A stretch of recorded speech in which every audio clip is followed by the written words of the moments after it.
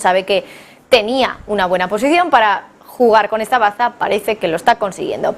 Jorge Cachinero, experto en relaciones gubernamentales y riesgos políticos. Buenas tardes. Muy buenas tardes, Marta, ¿cómo estás? Gracias por la invitación. Bueno, Turquía da el sí, Jorge, a Suecia en la OTAN y bueno, es verdad que si miramos al acuerdo que se ha firmado, el punto número 6 dice explícitamente que Suecia se compromete a dar su apoyo total para revitalizar el proceso de Turquía en la Unión Europea. Al final ya lo dijo ayer Erdogan. Mi pregunta es hasta qué punto esto del apoyo total de Suecia es una cosa a la que se ha comprometido exclusivamente Suecia o es algo más de cara a la Unión Europea. Es decir, hasta qué punto que Turquía haya permitido la entrada de Suecia en la OTAN supone que la Unión Europea en su conjunto ahora tiene que permitir o facilitarle la vida a Turquía para que entre en la Unión Europea. ¿Cómo lo ves, Jorge? Mira, hace más de 30 años un embajador de un país importante del Próximo Oriente ante el Reino de España en Madrid me dijo que Turquía no entraría nunca en la Unión Europea porque era un país musulmán. En aquel momento aquella afirmación me dejó perplejo, pero han pasado más de 3 décadas y el tiempo no hace más que darle la razón a aquel embajador que de forma tan visionaria me anticipó y además tuvo la franqueza y la crudeza de darme cuál era la razón última por la que la Unión Europea no iba a permitir que Turquía entrara dentro de la Unión. Por lo tanto, puede ser que ese pronóstico no vaya a mantenerse en el tiempo, pero me sorprendería mucho que Turquía entrara en la Unión Europea. Este es un proceso que está congelado, como sabes, desde el año 2018. La Unión Europea no quiere a Turquía dentro de la Unión Europea. Me cuesta mucho creer que países como Polonia, como Hungría, como Italia, con el actual primer ministro, o Polonia, vayan a abrir la puerta a Turquía.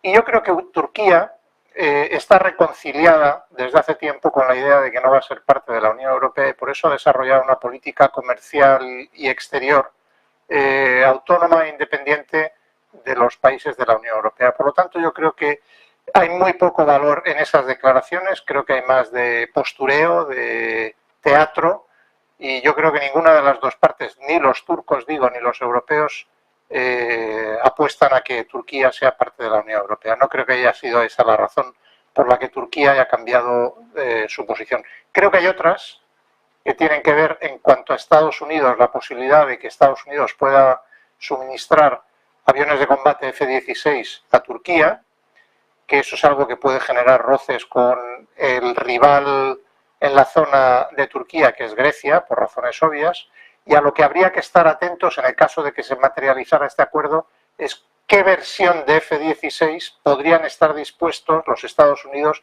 a facilitarle a Turquía, porque si es la versión más avanzada, los griegos van a protestar más. Si es alguna de las versiones antiguas con menos capacidades de aviónica, los griegos pueden acabar aceptándolo. Y luego hay razones también que tienen que ver con Zelensky indirectamente, y esto lo ha podido provocar Estados Unidos, ha podido empujar a Zelensky a hacer estos dos ofrecimientos que te voy a contar ahora en la reunión que Zelensky y Erdogan han tenido en Turquía en los últimos días. El primero, el ofrecimiento de Zelensky de crear una fábrica de construcción de drones Bayraktar turcos dentro de Ucrania. Y aquí lo importante es que la compañía propietaria de estos drones, de la fabricación de estos drones, que es una compañía que se llama Baykar, es propiedad del yerno de Erdogan, del marido de la hija de Erdogan. Por lo tanto, aquí hay una oportunidad de negocio para Turquía, para Erdogan, que se queda dentro de casa en familia. Y esto es algo que Zelensky le ha prometido a Erdogan para hacer. Ucrania está prácticamente arruinada, el dinero solo puede venir de Occidente y de Estados Unidos específicamente. Y luego hay una segunda cosa que Turquía le ha pedido a Zelensky en esta reunión de este fin de semana, y es la promesa, con todo el valor poco o mucho que puedan tener las promesas de Zelensky, de que Ucrania no va a sabotear el South Stream, es decir, el oleoducto que por el sur, equivalente al del norte del mar Báltico, que fue saboteado por Estados Unidos y Ucrania el pasado otoño, que Ucrania no va a hacer nada por sabotear el South Stream que viene a través de el Mar Negro en Turquía y desde Turquía a través del Mediterráneo oriental a la Europa del Este, ¿no? Y luego ya para terminar hay dos razones de roces temporales en este momento entre Rusia y Turquía, que yo creo que también esto lo puede utilizar Turquía como para mostrarle a Putin que no está solo a su servicio. Y esas dos áreas de roce son que las tropas de las Fuerzas Armadas sirias, con el apoyo de Rusia, están avanzando en el norte de Siria para expulsar las fuerzas sirias aliadas de Turquía en Idlib, y Erdogan está incómodo con todo esto. De hecho, hace una semana se hablaba de que Putin iba a ser el intermediario para que Assad y Erdogan finalmente se encontraran en Moscú, hubiera un acuerdo entre los dos países y se acabara el conflicto entre ellos en el norte de Turquía, y esto no ha sucedido todavía. Y por último, Rusia ya ha dado señales claras de que no va a renovar el acuerdo del grano en cuanto expire la última prórroga, y este es un acuerdo propiciado por Turquía, lo cual, en el caso de que Rusia, como creo que va a suceder, no prorrogue el acuerdo, va a dejar a Turquía en un lugar que no va a ser cómodo. Creo que la conjunción de todos estos factores, más allá de lo de la Unión Europea, que no lo creo, es lo que ha podido jugar en la posición de Turquía en este intercambio de cromos con unos y con otros.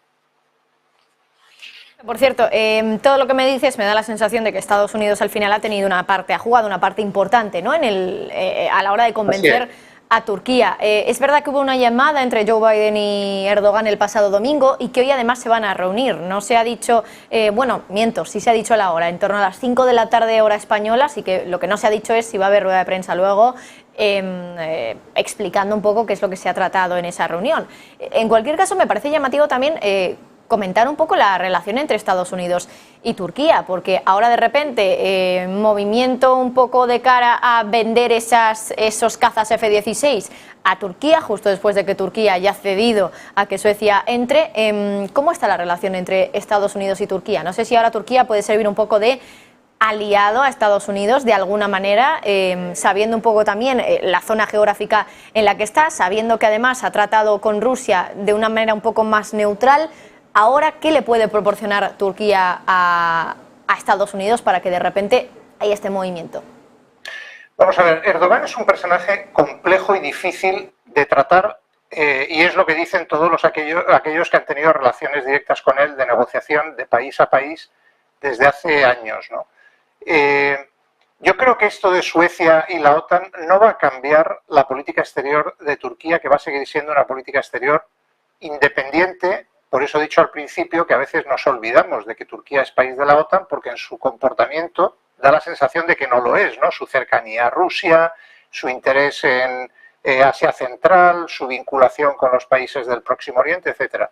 Yo creo que eso no va a cambiar por mucho que ahora Erdogan esté en pleno regateo, si me permites la expresión, y mercadeo con los Estados Unidos para sacar el máximo y el más alto precio posible al interés que la OTAN y los Estados Unidos tienen en que Suecia sea miembro de la OTAN.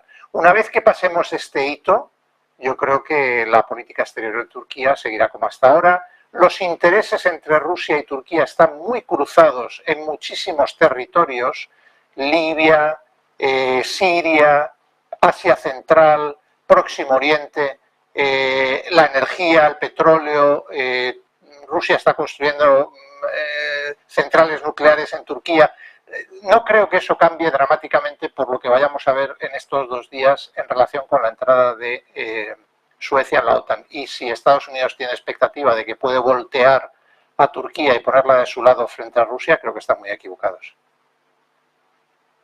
De la OTAN, es que hay muchas cuestiones, Jorge, que hay que tratar, por supuesto. Parece que el tema de la entrada de Suecia ya queda un poco despejado, ya se sabe un poco la resolución respecto a este tema, y ahora está el tema también de la entrada de Ucrania. En este sentido, no me da la sensación de que los Estados miembros estén muy de acuerdo en que haya que permitir la entrada de Ucrania ya, y de hecho esto a Ucrania le enfada, ¿no? Y Zelensky incluso ha dicho que es absurdo que la OTAN no esté dando un calendario sobre su adhesión. ¿Crees que se puede llegar o se puede avanzar algo en esta cumbre de la OTAN respecto a la entrada de Ucrania? Porque hay muchos países, entre ellos Estados Unidos y Alemania, que no quieren que Ucrania entre de momento.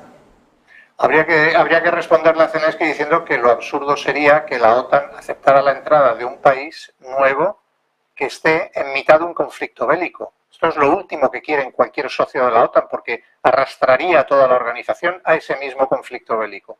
Por lo tanto, yo creo que en esta cumbre seguramente se hará una declaración con palabras muy bonitas de apoyo a Ucrania, al futuro de Ucrania, al futuro atlántico de Ucrania, etcétera, etcétera, no más allá de lo que se dijo en 2008 en la cumbre de Bucarest, pero Ucrania no va a entrar en la Alianza Atlántica, como digo, estando en guerra. Y además, por cierto, en una guerra en la que, a pesar de todo el esfuerzo financiero y de armas que la OTAN y Occidente está haciendo, está perdiendo.